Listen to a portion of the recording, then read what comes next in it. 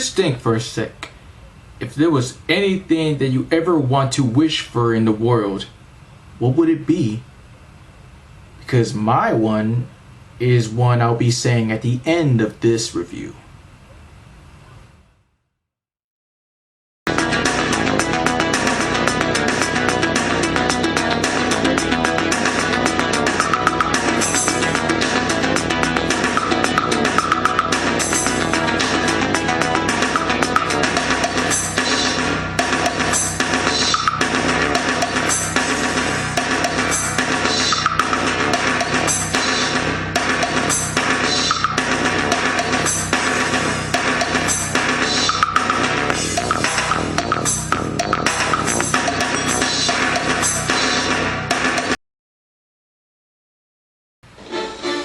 The Fairly OddParents is a Nickelodeon animated comedy series created by Butch Hartman. It centers around 10-year-old Timmy Turner and his two magical fairy godparents named Cosmo and Wanda, who grant any wish for him in order for Timmy to have a better, happier life from the neglectfulness of his dim-witted parents, the abuse of his evil babysitter Vicky, and every other obstacle too difficult for him to go over. The show to me was one of the top tiers of Nickelodeon at the time, after SpongeBob, which in turn would also run after it with a couple of seasons before being cancelled after its 10th season. Though fans still love and honor it, fonding over the memories this show brought upon us. Back then, Fairy OddParents was like one of the main shows I would watch from, Nickelodeon, so I don't remember that much, but I could say, the classics were, really good to me. All I do remember from the classic era is where, not before, Jesus Christ, Timmy Turner wanted to become an adult and later turn into a middle-aged old man. This was one of those many rare occasions where I watched the very first episode before eventually experiencing more surprises awaiting. Oh, and also to get this out of the way, here's a little montage of the shows that fall into this category so I won't need to repeat myself when I do eventual reviews of them. Because it's kind of much more better to start with any other episode rather than the first one sometimes.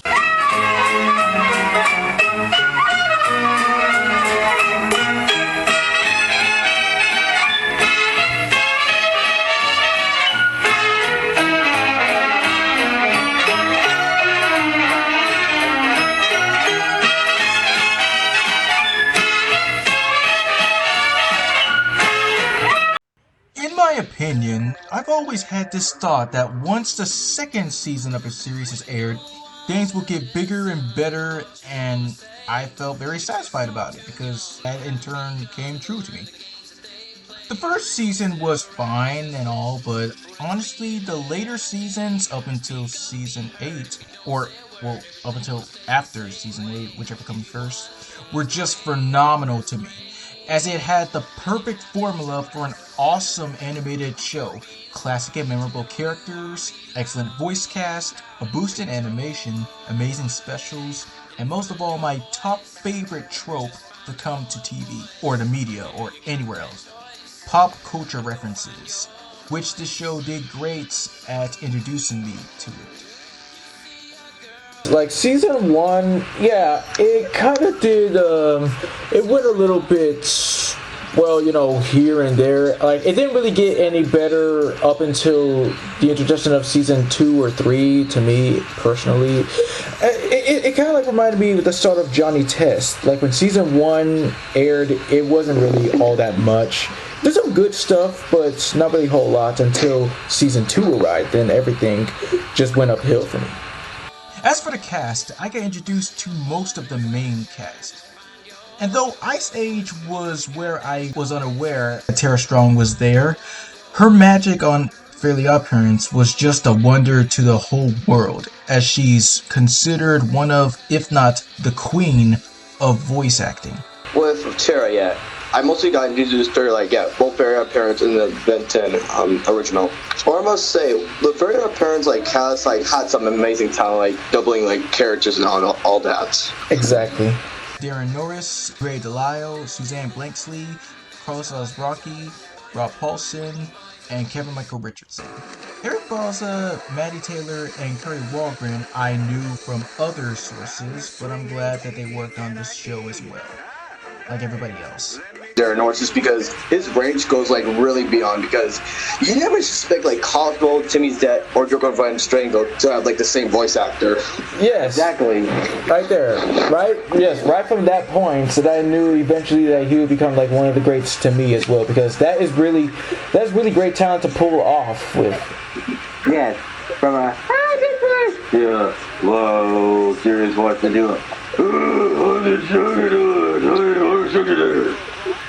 Like at first, like when he did his Jordan voice, I thought he based it off Arnold Schwarzenegger, but like years later, we learned that it was. Well, at like the first episodes of Jordan, it was an impression of Arnold, but it became somebody else in French. I believe you know the person, right? Yeah, like it said that Jorgen was supposed to be based off of actor Jean-Claude Van Damme. And like similar to that, like Suzanne Blakesley, like voicing Wanda and Timmy's mom, like that's really incredible as well. And with Grey DeLisle, she just goes wild with these characters, like voicing Vicky and eventually voicing Vicky's sister Tootie. Like that's incredible. Yeah. Let's see here. Of course, we got Mr. Carlos Rocky voicing Mr. Crocker, and eventually we were learning that he voiced his mother, which was really surprising. The show's premise does most of the time has a different lesson and or moral, like enjoy time you have being a kid, be yourself instead of being somebody else to impress others, destroying a personal memory which means very well to a person, which is very wrong to do at first, and all that stuff. But that depends whether or not that matters to Timmy, because he soon became one of those mini characters evolving into bad character development, almost on par with Blue from Foster's Home for Imaginary Friends, causing him to be pretty unlikable at times, though that's probably from his crummy life when you think about it. But he could still be a good kid, and also be one of my personal favorite characters. Others include, and the reasons are down below that will show you, Cosmo and Wanda, Vicky, Mr. Crocker, Jorgen, Foop, Dark Laser, Norm, The Crimson Chin, Mark Chain, Chip Skylark, and surprisingly Chloe, who, yes, I know people say killed the whole franchise, and whose quirks are not the best, I'm guessing what people also say.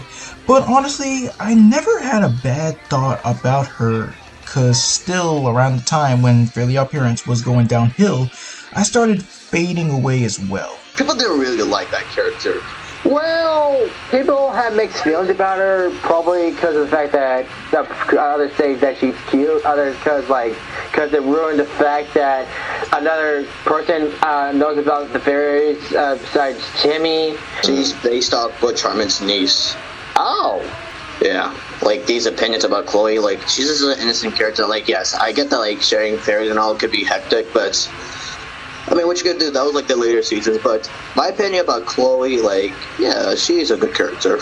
But she's nothing into comparison to what happened with Sparky. No offense, because like you just bring in some characters in that have like really no purpose about what they do. That's what they said for Poof, Sparky, and Chloe. With Poof, like he was just designed there to be like all cute and stuff until, well, you know, I guess he felt like useful in later seasons, like School of Croc.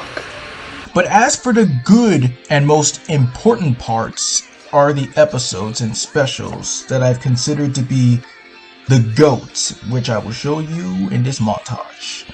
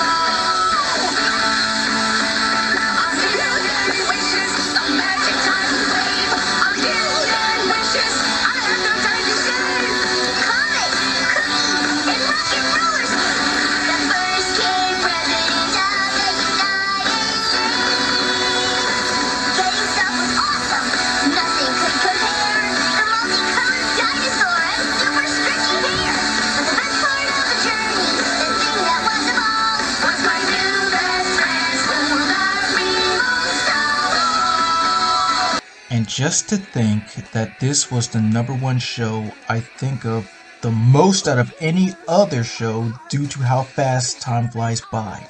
It was just that good. And it still is to me. Thanking Butch for one of 3 of the 4 other series he made, giving the audience, mostly kids, the idea or imagination of how their lives could be if they had fairies of their own. And no offense to the hundreds of amounts of magic put into Fairly OddParents, but the show could have ended on an equally great and satisfying series finale that could have ended on a great high note, equally as well, but I'm still thankful nevertheless.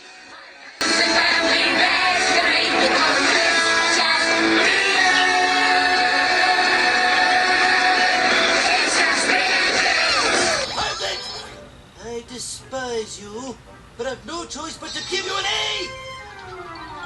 A!